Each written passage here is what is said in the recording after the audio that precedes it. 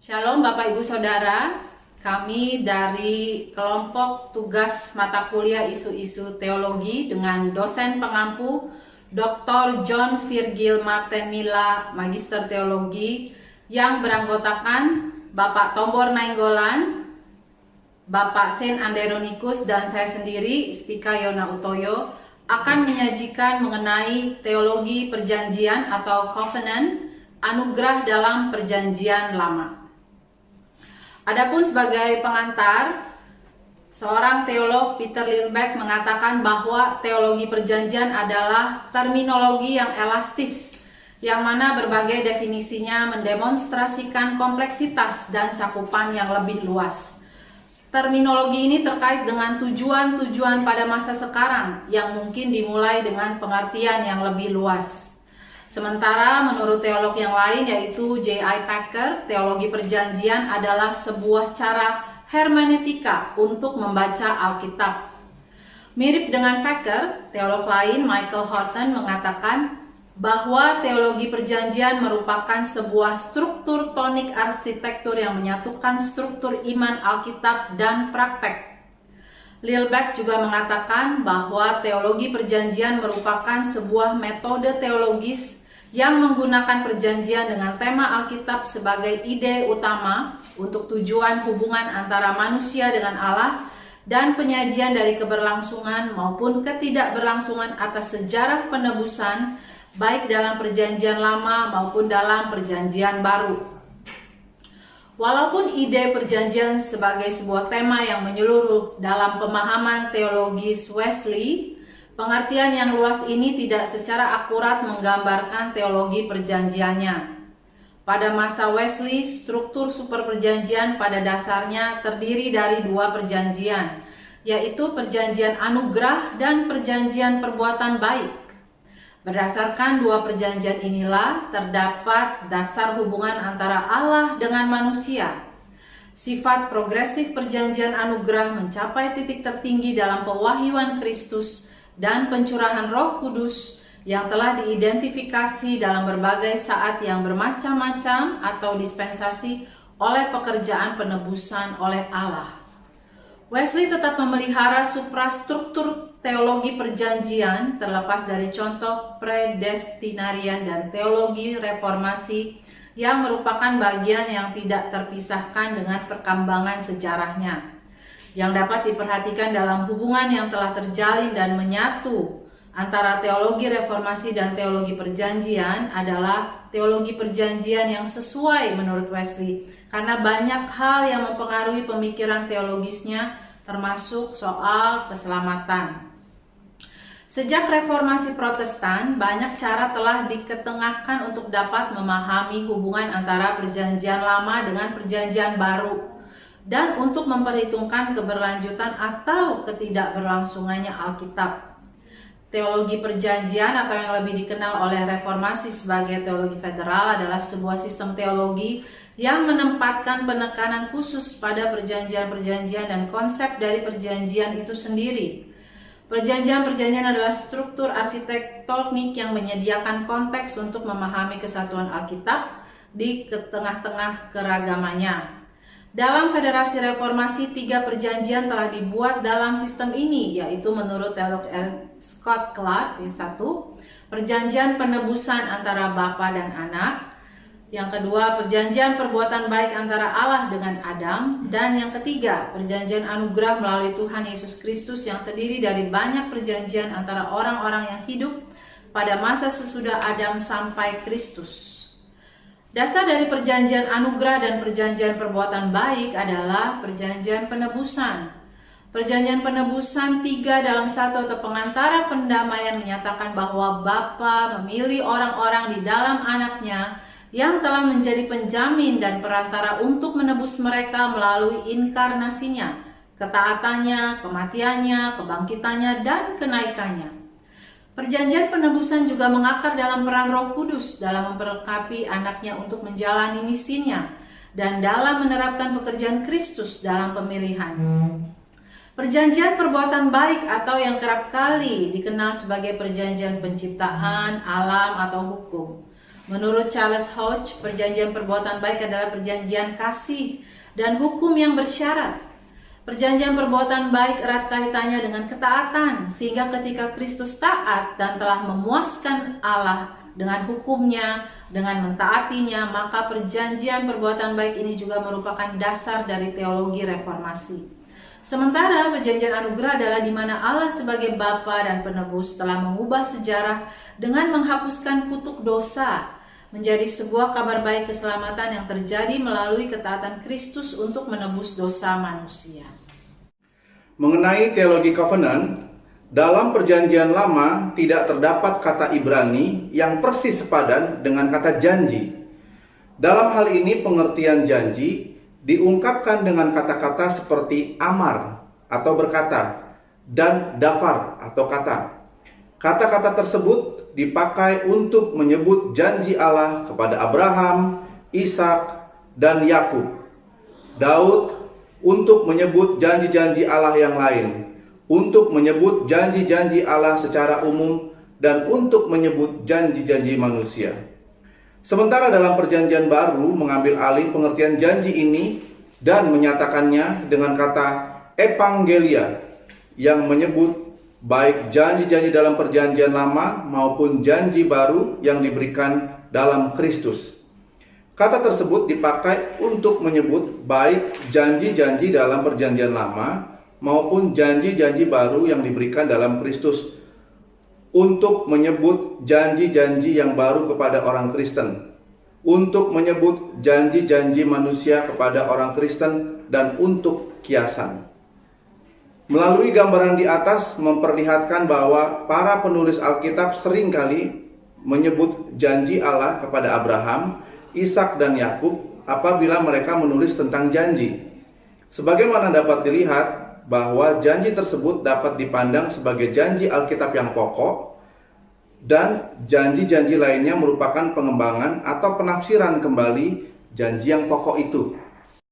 Alkitab merupakan sebuah buku mengenai janji-janji Allah. Allah hadir bukan hanya diketahui oleh manusia bahwa ia hadir, melainkan ia boleh mengejar dan menginginkan sebuah hubungan dengan manusia. Ini merupakan sebuah kedamaian yang besar, mengetahui Allah pencipta semesta sangat mempedulikan manusia yang kecil ini. Hubungan perjanjian antara Allah dengan manusia seperti dalam Alkitab adalah sebagai berikut. Adam berjalan dengan Tuhan, maka Tuhan membuat perjanjian dengannya. Nuh mendapatkan perkenanan di mata Tuhan, dan Tuhan membuat perjanjian dengannya. Abraham disebut Allah, dan Allah juga membuat perjanjian dengannya.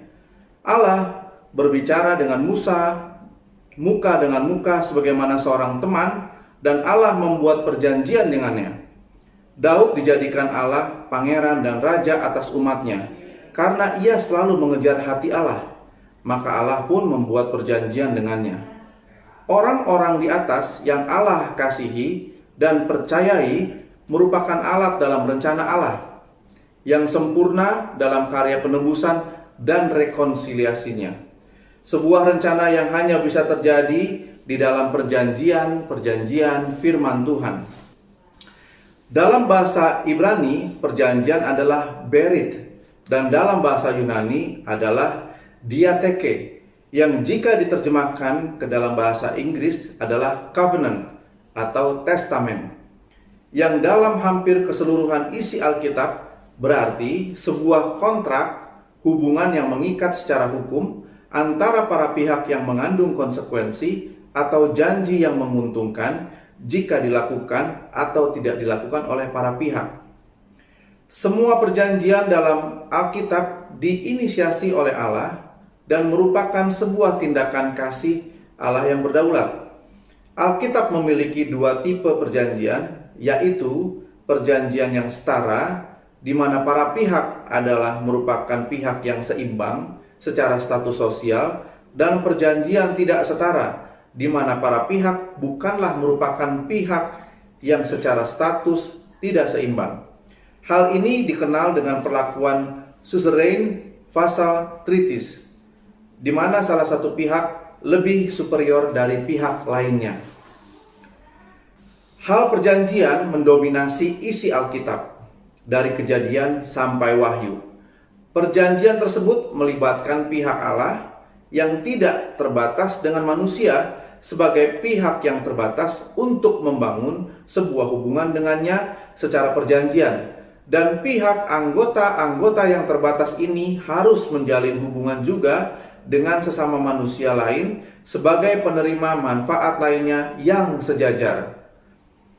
Di dalam Alkitab, semua perjanjian yang melibatkan Tuhan secara fundamental merupakan pihak yang sangat superior.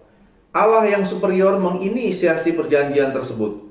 Allah yang memilih mitra dalam perjanjian tersebut. Allah yang mendeklarasikan isi perjanjiannya.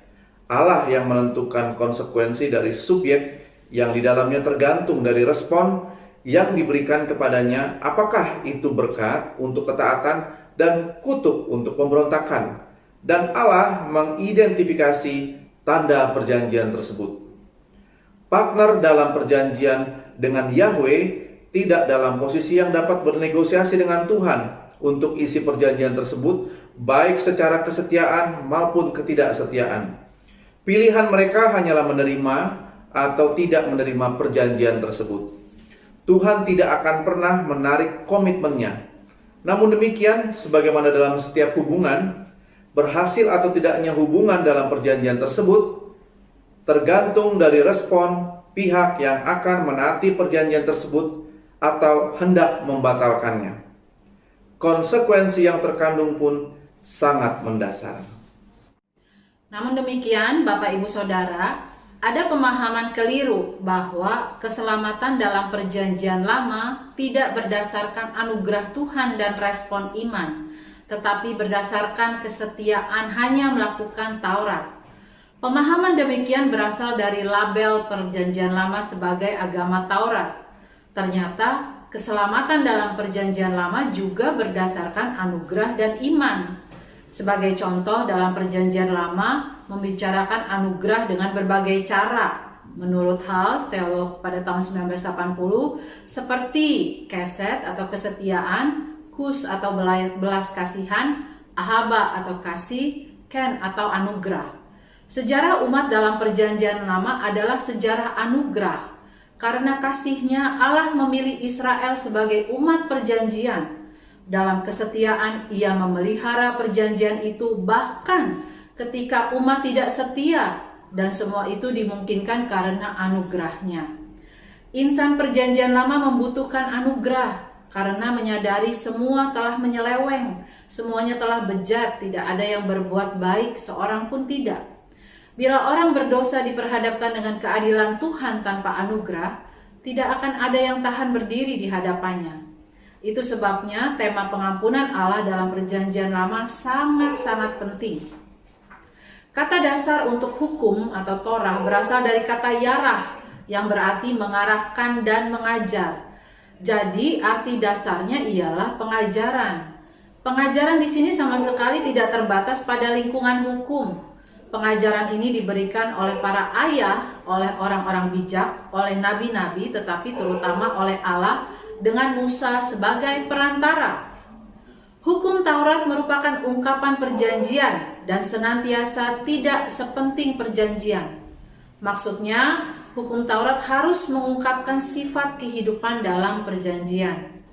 Pemberian hukum Taurat itu merupakan sebagian dari pemberian diri Allah sendiri kepada umatnya dalam perjanjian dan menyatakan maksud-maksud kasih yang sama.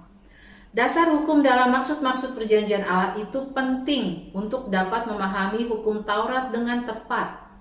Pemberian Taurat yang pada permulaannya disertai perjanjian itu merupakan suatu penyingkapan sebelum merupakan suatu pengajaran.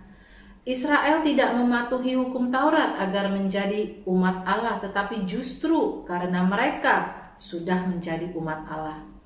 Baik hubungan itu maupun pemberian Taurat yang menyatakan hubungan tersebut merupakan penyataan anugerah Allah.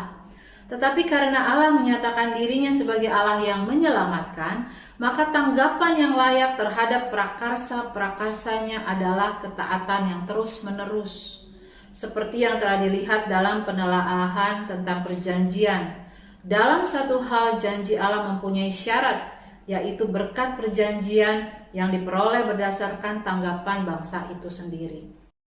Sebagai penutup, penyatuan perjanjian antara Yahweh dan Israel adalah elemen asli dari semua sumber, terlepas dari bentuk-bentuk yang terpisahkan menurut Elrod.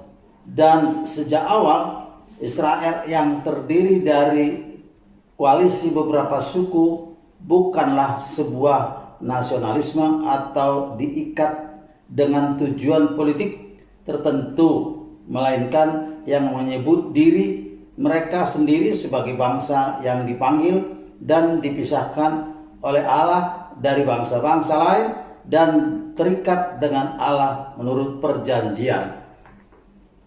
Oleh karenanya, penyingkapan Allah sendiri kepada mereka tidak didapat secara spekulatif, tidak ditemukan dalam sebuah pelayanan, melainkan Allah sendiri yang masuk dalam kehidupan orang-orangnya, berurusan dengan mereka dan membentuk mereka seturut dengan kehendaknya, sehingga ia mengaruniakan kepada mereka pemahaman tentang Allah dan keberadaannya. Karakter yang diikrarkan dalam perjanjian ini menyediakan kehidupan dengan tujuan dan sejarah dengan makna, maka ilah-ilah lain yang terdapat dalam agama-agama lain tidak dapat disandingkan dengan Allah yang mencipta, terus berkelanjutan dan menebus, yang masuk dengan sumpah dan menyatu dengan ciptaannya, di mana Allah yang melampaui segala akal dan abadi ditemukan dalam perjanjian yang tidak dapat dipahami oleh manusia. Persetujuan kekal antara pribadi-pribadi dalam Tritunggal, perjanjian penebusan direpresentasikan dalam teologi federasi sebagai dasar dari semua kegiatan perjanjian Allah di dalam sejarah.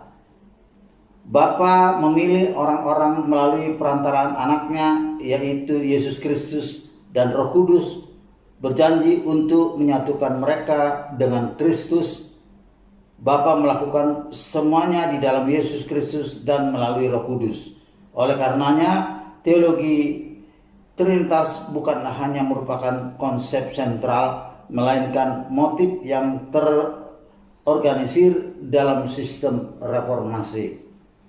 Dua perjanjian dalam sejarah adalah perjanjian perbuatan baik dan perjanjian anugerah, diciptakan dalam kebenaran dan diperlengkapi secara etis untuk memenuhi tugas menyerupai karya-karya milik Allah sendiri dalam memasuki istirahat Sabatnya.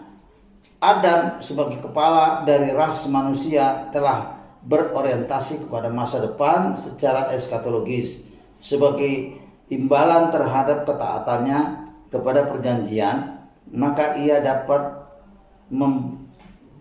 memimpin manusia dalam proses kemenangan kepada kesempurnaan yang dibenarkan selama-lamanya. Namun demikian, sebagai konsekuensi dari ketidaktaatannya dan solidaritas kemanusiaan yang misterius di dalam Adam, sanksi-sanksi dari perjanjian penciptaan dinyatakan, sementara secara kontras penekanan bersyarat terhadap perjanjian sebelum terjadinya kejatuhan. Tuhan memberikan janji sepihak untuk mengalahkan kutuk dari keturunan wanita. Perjanjian anugerah ini dibawa oleh Set dalam keturunannya. Kemudian diperbaharui dalam perjanjian Abraham sebagaimana prinsip-prinsip perbuatan baik yang tertuang dalam perjanjian penciptaan yang diperbaharui dalam perjanjian Sinai. Sebagai dasar pemenuhan Mesias dalam perjanjian, perbuatan baik antara dua kurung dalam penggenapan perannya sebagai mediator dalam perjanjian penebusan tutup kurung, umat Allah diterima dalam perjanjian anugerah. Walaupun demikian, implikasi dari teologi perjanjian dalam setiap fokus tetap tinggal sebagai proyek yang belum tuntas, yang seringkali entah mengapa hilang dalam teologi modern. Oleh karenanya perlu untuk diangkat kembali. Sekian, terima kasih. Tuhan Yesus memberkati.